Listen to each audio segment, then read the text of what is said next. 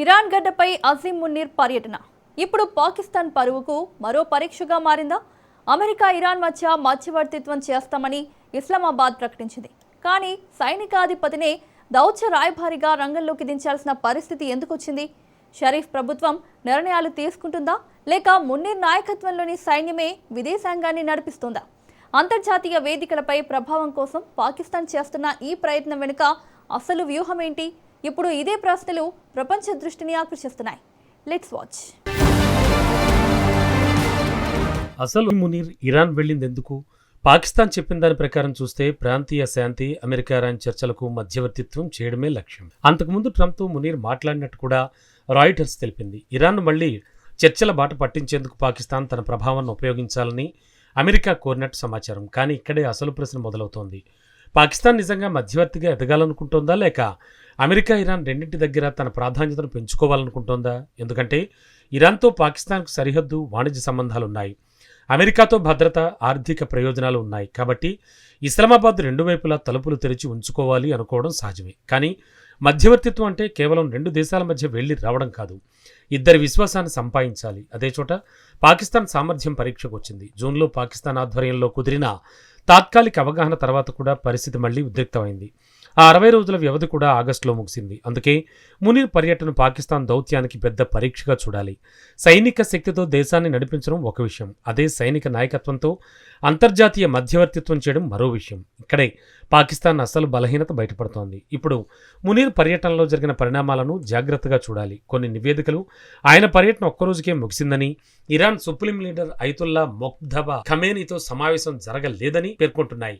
ఇదే అంశాన్ని పాకిస్తాన్ పరువు పోయిందని వెంటనే తేల్చేయడం కూడా సరైన విశ్లేషణం కాదు. ఎందుకంటే అధికారిక పాకిస్తాన్ వర్గాలు మాత్రం చర్చలు సమగ్రంగా జరిగాయని చెబుతున్నాయి.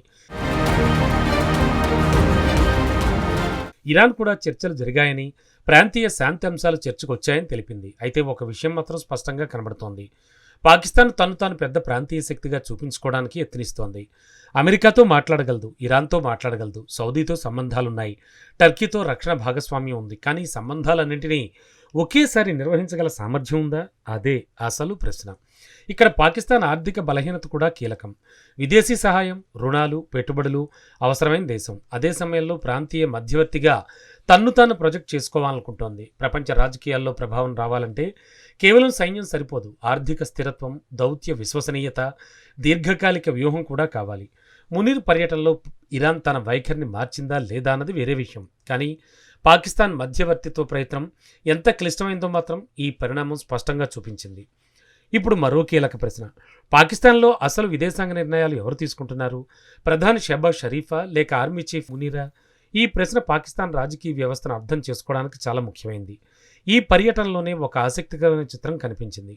పాకిస్తాన్ ఆర్మీ చీఫ్ స్వయంగా ఇరాన్ వెళ్లారు. ఆయనతో పాటు ఇంటీరియర్ మంత్రి మొహసిన్ నఖ్వీ కూడా వెళ్లారు. అంటే ఇది కేవలం సైనిక పర్యటన అయితే కాదు, భద్రత, దౌత్యం, ప్రాంతీయ రాజకీయాలు అన్నీ ఒకే టేబుల్ పైకి వచ్చాయి. ఇక్కడే పాకిస్తాన్ వ్యవస్థపై ప్రశ్నలు వస్తాయి. ఒక దేశంలో విదేశాంగం ప్రధానంగా రాజకీయ ప్రభుత్వ పరిధిలో ఉండాలి. కానీ భద్రతా అంశాలు పెరిగినప్పుడు సైన్యం ప్రత్యక్షంగా ముందుకు రావడం పాకిస్తాన్లో కొత్త విషయం కాదు. ఈసారి మాత్రం ఆ పాత్ర అంతర్జాతీయ మధ్యవర్తిత్వం వరకు వెళ్ళింది. మునీర్ అమెరికా అధ్యక్షుడితో మాట్లాడడం, తర్వాత ఇరాన్ వెళ్లడం, అక్కడ ప్రాంతీయ భద్రత, హెర్ముజ్ జలసంధి, చర్చల పునరుద్ధరణ వంటి అంశాలపై మాట్లాడడం, ఇవన్నీ పాకిస్తాన్ సైనిక నాయకత్వం ఎంత విస్తృతమైన పాత్ర పోషిస్తుందో చూపిస్తున్నాయి. కానీ ఇదే పాకిస్తాన్కు ప్రమాదం కూడా. ఒకవైపు సైన్యం దేశ రాజకీయాల్లో బలమైన శక్తిగా ఉంటే, మరోవైపు అదే సైన్యం విదేశాంగానికి ముఖచిత్రంగా మారుతుంది. అప్పుడు ఒక నిర్ణయం విఫలమైతే దాని రాజకీయ బాధ్యత ఎవరిది? ప్రభుత్వానిదా, సైన్యానిదా? ఇదే పాకిస్తాన్ వ్యవస్థలోని అసలు చివరి మునీర్ ఇరాన్ పర్యటన కేవలం అవమానంగా చూడడం కంటే పాకిస్తాన్ వ్యూహాత్మక పరిస్థితికి అర్థంగా చూడాలి. ఇరాన్ తన ప్రయోజనాల విషయంలో ఎలాంటి రాజీకి సిద్ధంగా లేదని స్పష్టంగా చెప్తోంది. అదే టైంలో అమెరికా ఒత్తిడి పెంచుతోంది. ఈ రెండు శక్తుల మధ్య పాకిస్తాన్ మధ్యవర్తిగా నిలబడడం చాలా కఠినమైన పని. ఇంకో విషయం మరింత ముఖ్యమైనది, పాకిస్తాన్ తను ప్రాంతీయ శాంతికి అవసరమైన దేశంగా నిరూపించుకోవాలని చూస్తోంది. కానీ భారత్ మాత్రం పాకిస్తాన్ను ప్రధానంగా ఉగ్రవాదం, సరిహద్దు భద్రత, సైనిక అస్థిరత కోణంలో చూస్తుంది. అందుకే ఇస్లామాబాద్ అంతర్జాతీయంగా కొత్త పాత్ర కోసం చేస్తున్న ప్రతి ప్రయత్నాన్ని ఢిల్లీ చాలా జాగ్రత్తగా గమనిస్తోంది. మునీర్ విఫలమయ్యాడని చెప్పడం సులభం, కానీ అసలు ప్రశ్న, పాకిస్తాన్ తనకున్న పరిమితులను అర్థం చేసుకుంటుందా?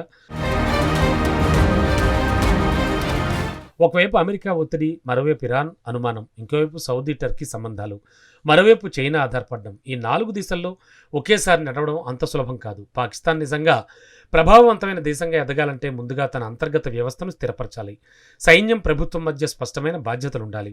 ఆర్థికంగా బలపడాలి. విశ్వసనీయమైన విదేశాంగ విధానం అవసరం. లేకపోతే అంతర్జాతీయ వేదికలపై ఎన్ని మధ్యవర్తిత్వ ప్రయత్నాలు చేసినా ఫలితం ఒకటే. ఇతర దేశాల సమస్యలకు పరిష్కారం చూపే ముందు పాకిస్తాన్ తన స్వంత వ్యూహాత్మక సమస్యలకు పరిష్కారం కనుగొనాల్సి ఉంటుంది. అజీం మునీర్ ఇరాన్ పర్యటన కేవలం ఆ అవమానంగా చూడడం సరిపోదు. ఇది పాకిస్తాన్ ఎదుర్కొంటోన్న వ్యూహాత్మక పరిమితులకు అద్దం పడుతోంది. అమెరికా ఒత్తిడి, ఇరాన్ అనుమానం, చైనా ఆధారపడడం, సౌదీ టర్కీ సంబంధాలు, ఈ 4 దిశల్లో పాకిస్తాన్ ఒకేసారి నడవాల్సి వస్తోంది. మధ్యవర్తిగా ఎదగాలంటే ముందుగా విశ్వసనీయత అవసరం. సైన్యం, ప్రభుత్వం, ఆర్థిక వ్యవస్థ మధ్య స్పష్టత అవసరం. లేకపోతే ఇతరుల సమస్యలకు పరిష్కారం చూపే ముందు పాకిస్తాన్ తన సమస్యలకే సమాధానం వెతుక్కోవాల్సి ఉంటుంది.